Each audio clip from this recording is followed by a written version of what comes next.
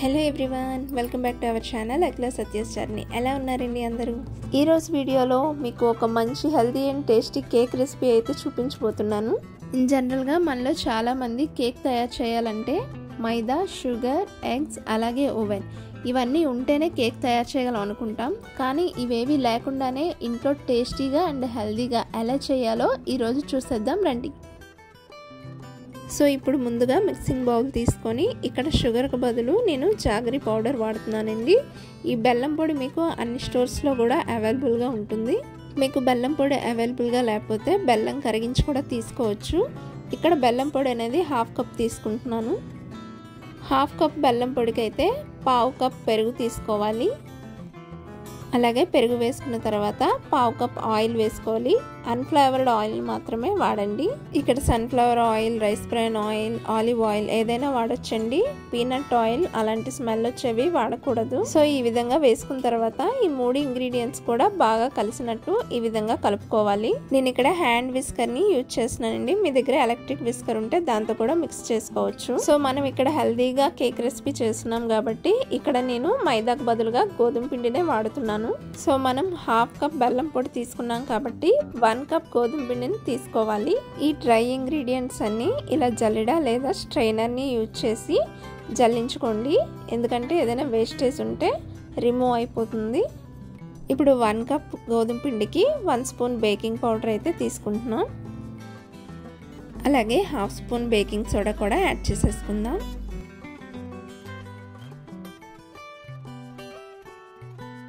ఇప్పుడు ఇందులోనే 1/2 spoon salt కూడా యాడ్ చేసేసుకుందాం.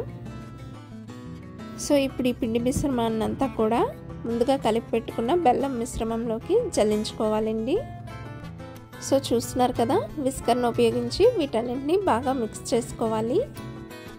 ఇప్పుడు ఇందులోకి మనం కొద్దిగా పాలు వేస్తూ కరెక్ట్ స్ట్రక్చర్ వచ్చేంత వరకు కలుపుకోవాలండి. పాలకి క్వాంటిటీ అనేది లేదు, మనకి కరెక్ట్ స్ట్రక్చర్ వచ్చినంత వరకు కొద్దిగా వేస్తూ కలుపుకోవాలి. మీరు ఇక్కడ కాచి చల్లార్చిన పాలనైనా ఉపయోగించవచ్చు, లేదా టోన్డ్ మిల్క్ పచ్చి పాలైనా సరే పర్వాలేదు. సో చూస్తున్నారుగా, ఈ విధంగా ఇలా వేసేటప్పుడు రిబ్బన్ స్ట్రక్చర్ వచ్చినంత వరకు అలా కలుపుతూ ఉండాలి. సో ఇప్పుడైతే మనం ఫ్లేవర్ కోసం వెనిలా ఎసెన్స్ని 1/2 స్పూన్ వరకు వేసుకుంటున్నాం. ఒకవేళ మీ దగ్గర వెనిలా ఎసెన్స్ లేనట్టయితే యాలకుల పొడి కూడా వేసుకోవచ్చండి. సో ఇప్పుడు ఈ విధంగా కట్ చేసి పెట్టుకున్న డ్రై ఫ్రూట్స్ని యాడ్ చేసేసుకోవాలి. నేను ఇక్కడ బాదం మరియు జీడిపప్పుని ఉపయోగిస్తున్నాను. మీ దగ్గర ఇంకా డ్రై ఫ్రూట్స్ ఏమైనా ఉంటే యాడ్ చేసుకోవచ్చు.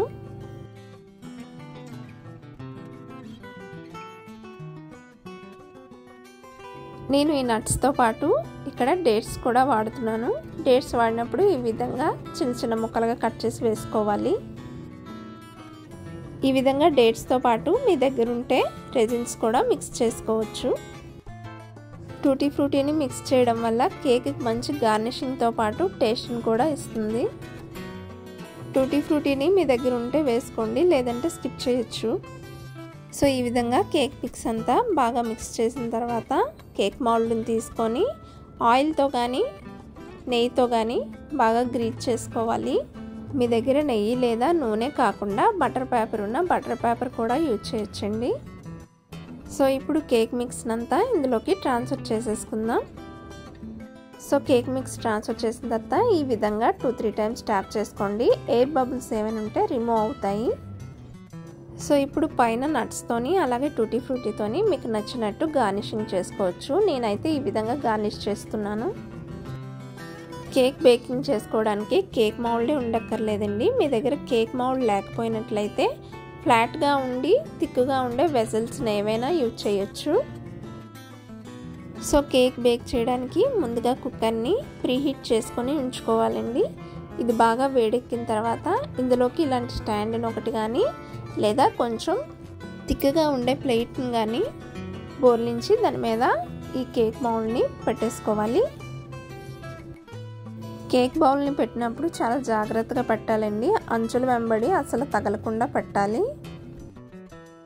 ఇక్కడ మనం కుక్కర్ మూతకి కట్టర్ కానీ విజిల్ కానీ పెట్టట్లేదు. రెండు పెట్టకుండా ఇలా డైరెక్ట్గా మూత క్లోజ్ చేసేసుకోవాలి. మనకి కేక్ కంప్లీట్గా బేక్ అవడానికి ఒక 20 to 25 మినిట్స్ అయితే టైం పడుతుంది. మధ్య మధ్యలో చెక్ చేసుకుంటూ ఉండాలండి. ఒక 20 మినిట్స్ తర్వాత టూత్ పిక్ ఇలా గుచ్చి చూస్తే మనకి ఎక్కడ బ్యాటర్ అనేది అంటుకోకుండా వస్తే కేక్ కంప్లీట్గా బేక్ అయినట్టే. ఇంకా స్టవ్ ఆఫ్ చేసేసుకోవచ్చండి. కేక్ని కేక్ మౌల్డ్ నుంచి పూర్తిగా చల్లారిన తర్వాత మాత్రమే ఈ విధంగా అంచుల వెంబడి నైఫ్ యూజ్ చేసి రిమూవ్ చేయండి. వేడి మీద తీస్తే అస్సలు బాగా రాదండి. సో చూస్తున్నారుగా ఇక్కడ ఎంత చక్కగా వచ్చిందో, చాలా బాగా బేక్ అయిందండి.